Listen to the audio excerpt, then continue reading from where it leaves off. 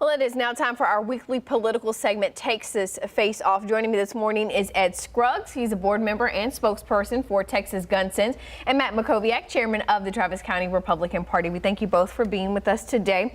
Obviously, when we see stories like that and we start to talk about this conversation about shootings, mass shootings, policy gets talked about. Matt, we're going to start with you.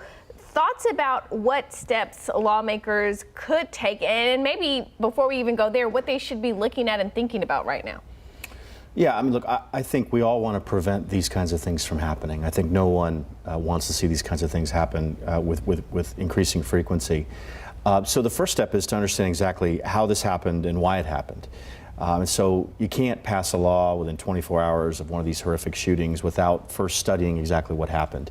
You know, it would be important to learn, first of all, were guns lawfully acquired in both the El Paso situation and in the Dayton situation.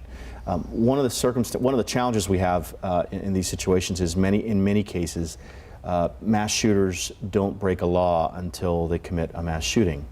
Doesn't mean there may not be signals. In the Dayton circumstance, that person was kicked out of school for having a kill list, talking about raping women. Would seem to me that would be the kind of situation that should prevent someone from being able to lawfully own a gun. So I think part of this is we have to study exactly what happened in the Charleston church shooter a few years ago. We learned that the background check system was broken. That he shouldn't have been able to lawfully acquire a gun through the background check.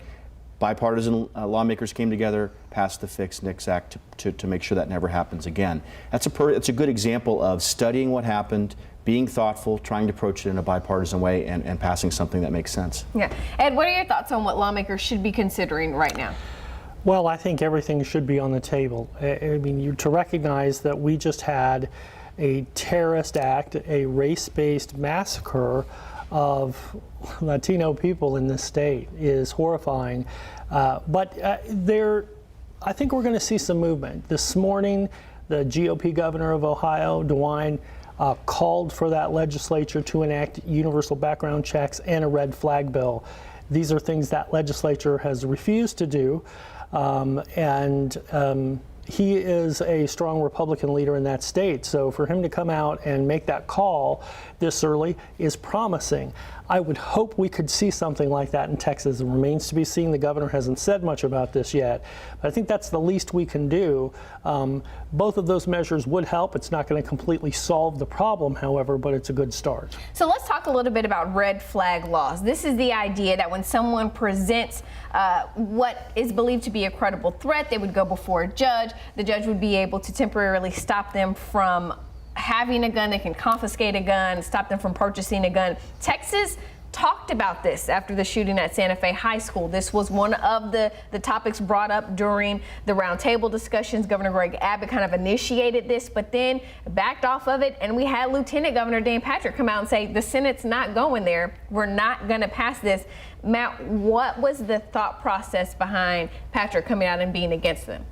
Yeah, from my memory, I mean, my understanding is that it has to do with due process concerns. And obviously, if you do have a chance to get in front of a judge, then there are some due process concerns, due process rights there. I think the question is, you know, what is the threshold for when you can no longer exercise a constitutional right?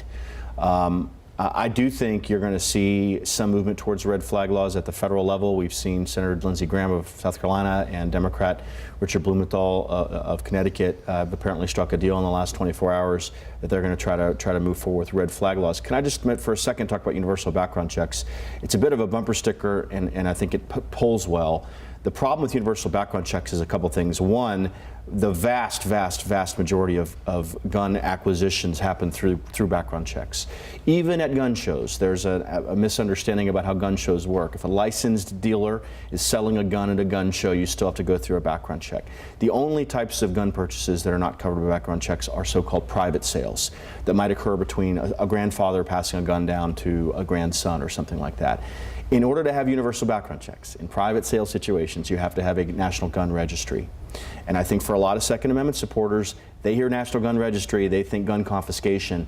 You start going down that road and it's very concerning. So one of the things I would say to gun control advocates is, has there been a recent instance, even one instance, where someone has acquired a gun without going through a background check? The answer, as far as I know, is no.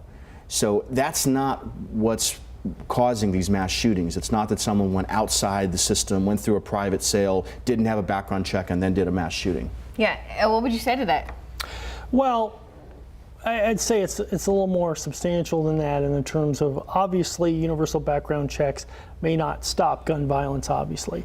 I could get online right now, I could go on Craigslist, I could go on a few sites, and probably within a few hours I could meet someone at the Walmart parking lot and I could buy an AR-15. I guarantee you I could do it.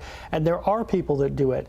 The shooter up in Dallas that killed 5 police officers, he had done that. He didn't do that with a weapon he used in that attack.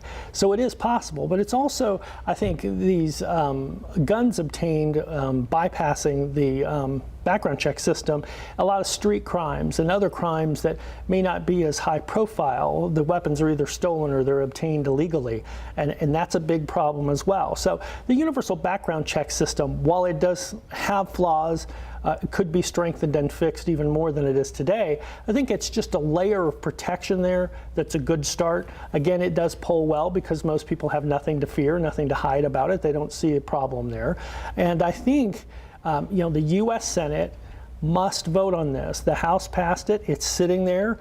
If the senators don't like it and they want to vote against it, cast the vote against it. But at least let's have a vote. It shouldn't be sitting there, especially now. Well, we have a president who has said twice now that he would veto that type of thing. And again, because there is logic or there's an argument that it's not going to stop it whenever these guns are obtained. I mean, what do you say to the president who says you can pass it if you want, but I'm going to veto it? Well, politics is about accountability, and you're accountable for your votes or your vetoes or when you sign legislation.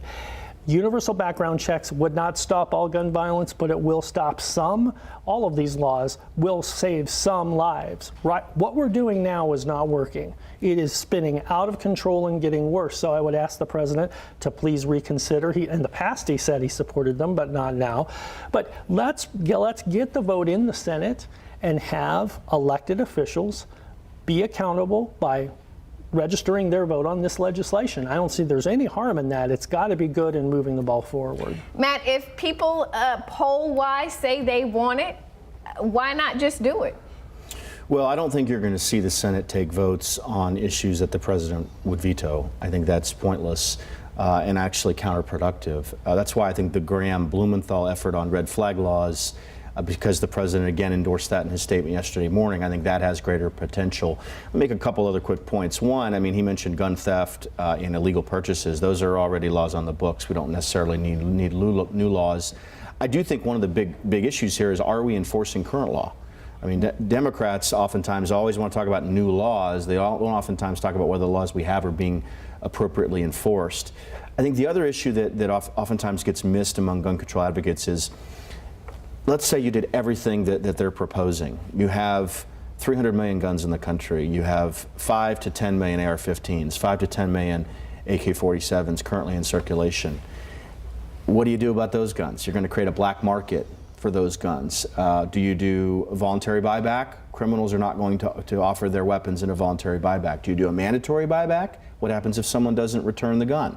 Are you going to go in and confiscate the gun? I mean, these are the second and third order questions that come up when these ideas are put out there in sort of a simplistic way. Here, I wish we could talk about this all day. My producer is yelling at me in my ear like, you have got to wrap. So we thank you both for being here today. Thank you so much. For our viewers who missed this, you can rewatch this interview on our website, KVUE.com, right after the newscast. We'll be right back.